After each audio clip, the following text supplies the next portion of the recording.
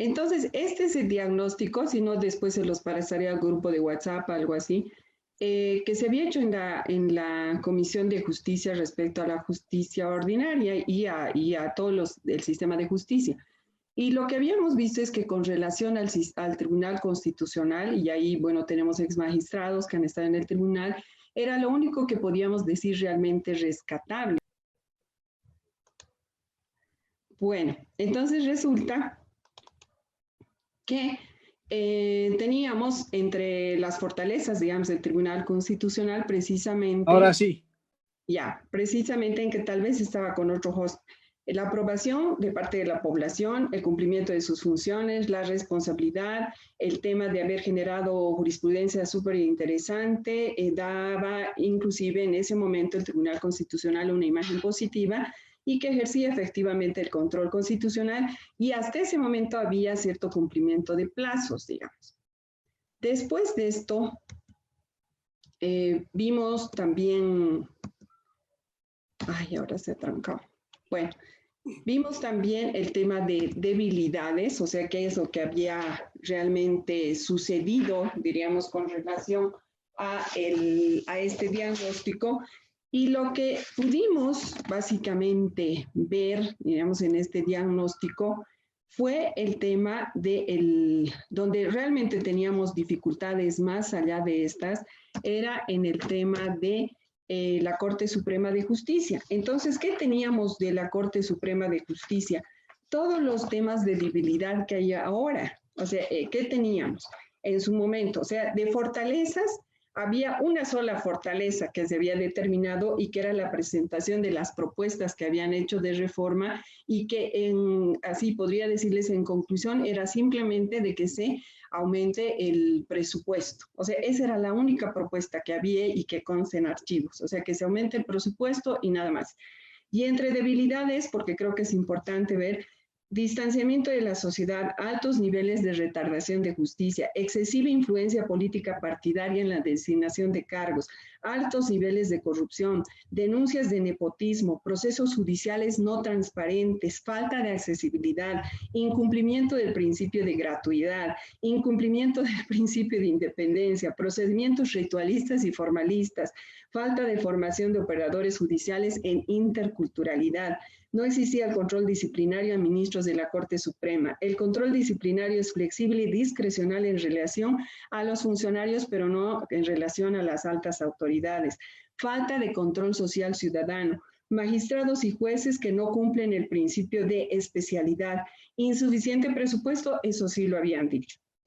Insuficiencia de jueces, no habían tenido la capacidad de evolucionar de acuerdo a la dinámica social, dualidad y falta de dedicación exclusiva a la función judicial, porque eso se determinaba, desconocimiento de la justicia en ese momento llamada comunitaria, y después ya a partir de la Constitución ver el denominativo y el nombre que hoy tiene la Constitución de justicia indígena originaria campesina. Incumplimiento de la norma existente respecto a la diversidad cultural. Entre los temas, diríamos, de debilidad del Tribunal Constitucional, lo máximo que se tenía, digamos, como una debilidad, ya no se muestra, no sé, por algún motivo, teníamos el problema de la falta de especialidad en temas de interculturalidad. Es más, se habían revisado sentencias donde se tenía que acudir a peritos para conocer y para resolver un tema que tenía que ver con justicia indígena, ¿no? Entonces revisamos varias sentencias que tenían problemas de esta naturaleza con la justicia indígena y lo que hacían era contratar a peritos que se vayan 2, 3 meses a vivir a los lugares para resolver. Entonces hemos visto eso y diríamos que ese era como uno de los temas relevantes que se tenían que ver en el Tribunal Constitucional.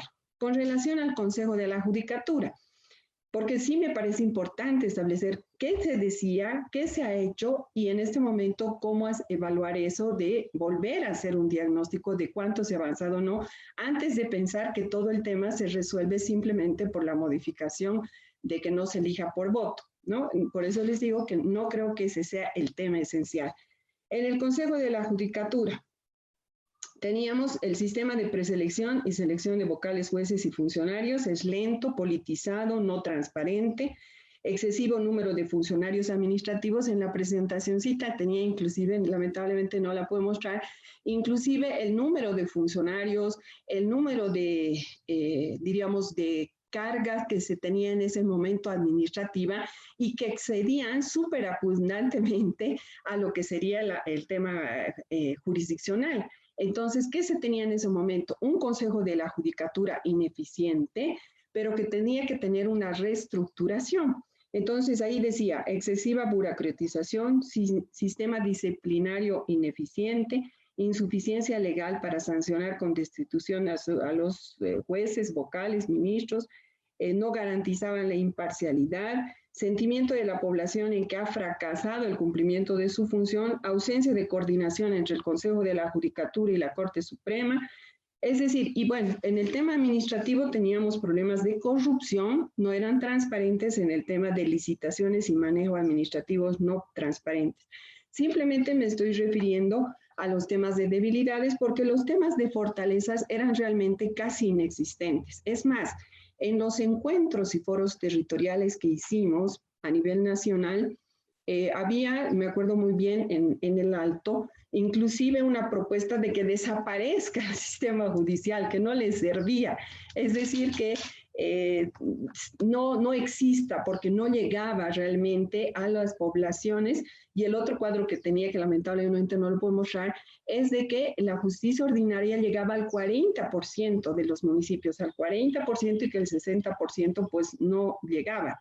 Y había que ver cómo se podía resolver ese tema.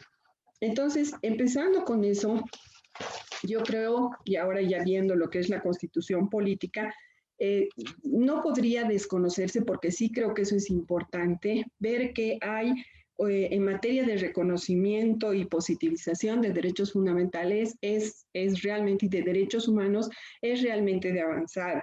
El Estado Social de Derecho, la plurinacionalidad, que aquí quiero relievar, que ya antes de la constituyente habían escrito, y está con nosotros José Antonio Rivera, habían escrito que se incorpore el valor de la pluralidad, pero esa pluralidad vista desde cada una de las formas de organización que teníamos en esa sociedad heterogénea.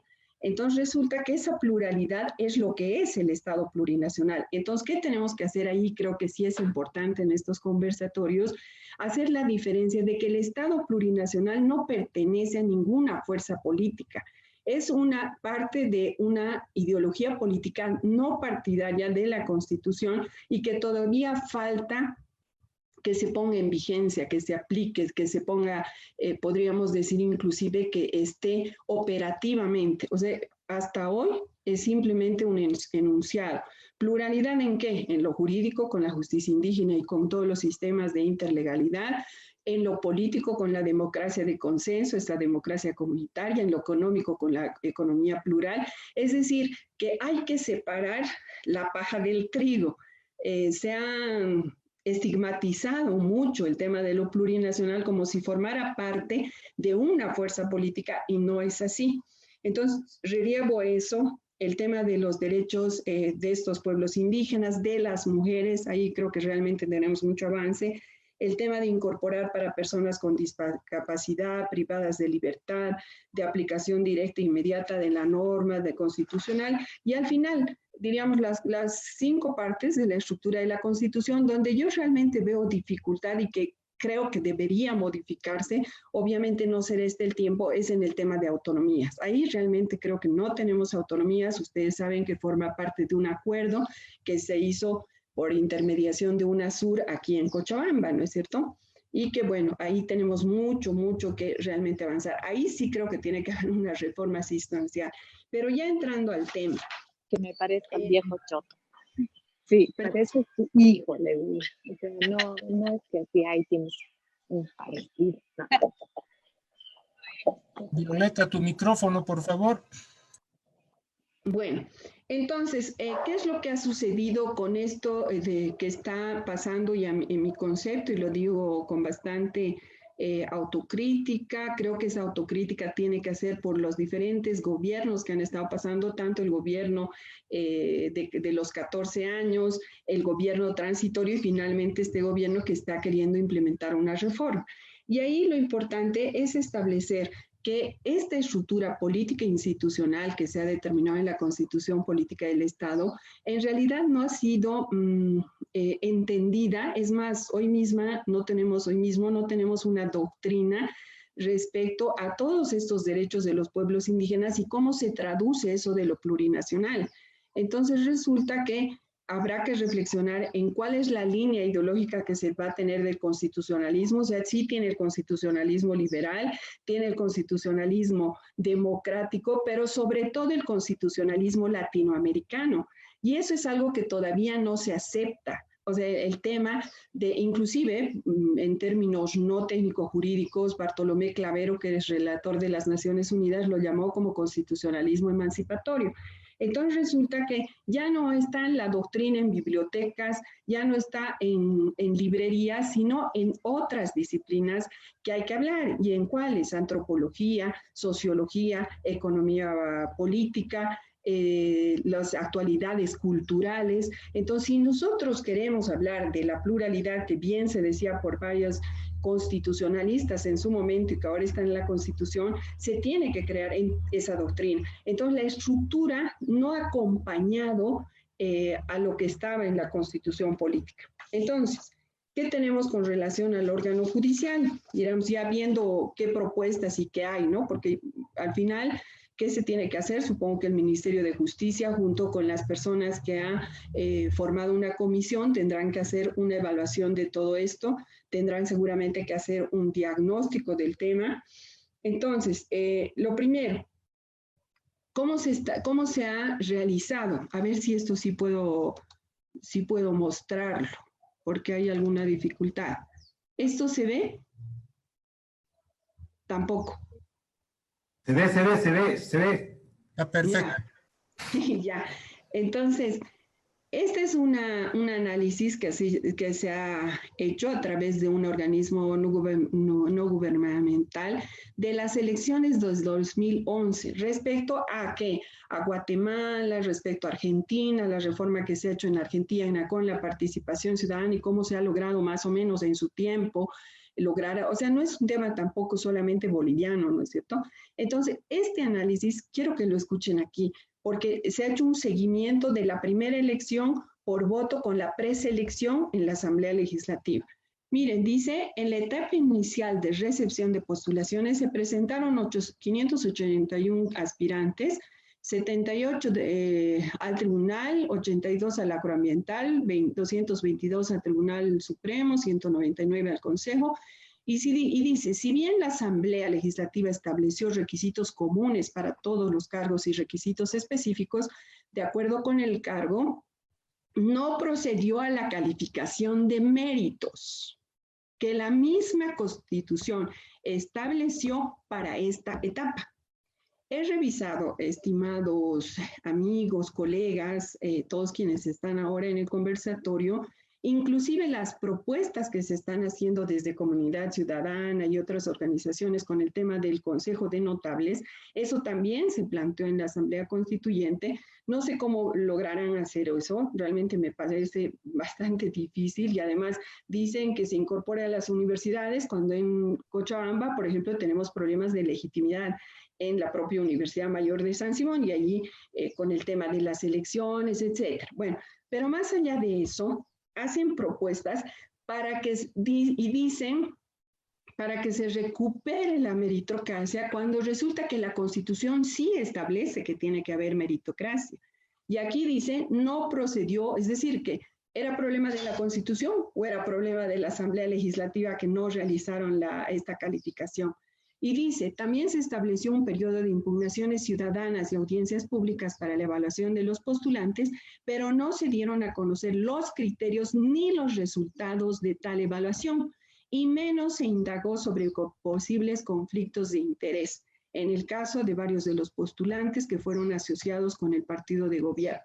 Dice además, y ahí solamente les resumo para no leer todo, dice que la OEA hizo observaciones, pero nunca tuvo información real respecto a las impugnaciones ni respecto a las personas que estaban siendo ya preelegidas para ir a elecciones, o sea, al voto por sufragio. Y el tema es que Efectivamente, la sumatoria de votos nulos y blancos sobrepasó a los votos válidos con los cuales tuvimos la primera vez a las principales autoridades, ¿no? En el Tribunal Supremo, en el Consejo de la Magistratura, en el Tribunal Constitucional, pero hay que advertir que la inexistencia de estos criterios para la evaluación de los méritos y sumada a las limitaciones al derecho al acceso a la información debilitó las condiciones del escrutinio público. Entonces, no es un tema solamente del escrutinio público de por sí, es un problema que las preselecciones no se han realizado y eso ha determinado como que por arte de magia tengan que ser elegidos por voto y como si eso estuviera invalidando la meritocracia, ¿no es cierto? Perdón, Rebeca, te quedan 2 minutitos. Ya, entonces, para entrar a conclusiones, ¿no? Porque ya no, o tal vez después en una segunda ronda puedo hablar. Sí, en segunda ronda puedes ampliar y recogiendo los criterios de los participantes. Perfecto, entonces aquí, ¿qué quería demostrar con esto? Quería demostrar que de por sí, el tema simplemente de la elección por voto no era una dificultad, sino la preselección. Y la preselección se puede dar en cualquier circunstancia, con cualquier mecanismo. Es decir, puede ser que no sea por voto, pero si la preselección es de esa naturaleza, va a ser exactamente lo mismo. Entonces, para concluir esta primera parte, ¿qué tenemos? Sí, en la parte de aplicación, ya hablando y estando en la práctica, etcétera, ¿qué es lo que ha pasado con el tema de la votación? Ya que ese es el tema que se quiere hacer principal. Efectivamente, no ha sido aplicado como se hubiera querido. Es más, una vez de que han hecho esa preselección entre azules, sin la idoneidad necesaria, una vez que se ha hecho eso, los propios postulantes han tenido que ir a las circunscripciones, a las provincias, y como no tenían efectivamente la posibilidad de hacer campaña, porque no era esa la idea, resulta que sí han recibido favores, han hecho campañas otras personas por ellos, y esto se ha desnaturalizado. ¿Qué quiero decir con eso? Que habiéndose desnaturalizado, ese tema sí se tendrá que modificar. ¿Por qué? Porque con esa desnaturalización, con lo que no se había previsto que se haga, tenemos las autoridades que hemos tenido en la primera elección por voto y esta segunda elección por voto, ¿no es cierto?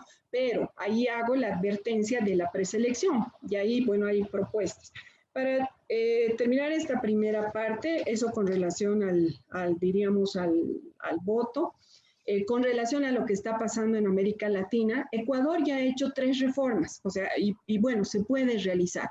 O sea, ¿a partir de qué? A partir de un referéndum, especialmente determinando cuáles van a ser los puntos que se van a ingresar, ¿no es cierto? Entonces, tener todo el sistema de justicia, querer hacer todo el sistema de justicia sin establecer ejes temáticos específicos, sí resulta siendo peligroso. Peligroso, ¿por qué? Porque resulta que en el Ecuador, la última reforma, por lo menos que se ha hecho, bueno, ellos tienen otro sistema que es a través de enmienda y otra a través de reforma, pero este de la enmienda, que no ha sido con participación ciudadana, más bien se ha retrocedido al tema de los derechos. Entonces, lo que no se puede hacer es obviar a la sociedad civil. Lo que no se puede hacer es lo que se había planteado en la Asamblea Constituyente, consejos de notables, no sé, ese consejo notable de ciudadanos se había planteado en la Asamblea Constituyente, y quién les va a dar el título de notables y que no hagan preselecciones, digamos, de esta naturaleza, ¿no es cierto? Entonces podría suceder que al tener demasiada amplitud, demasiada generalización de lo que se quiere hacer el sistema de justicia, abriendo la Constitución, tengamos más bien retrocesos.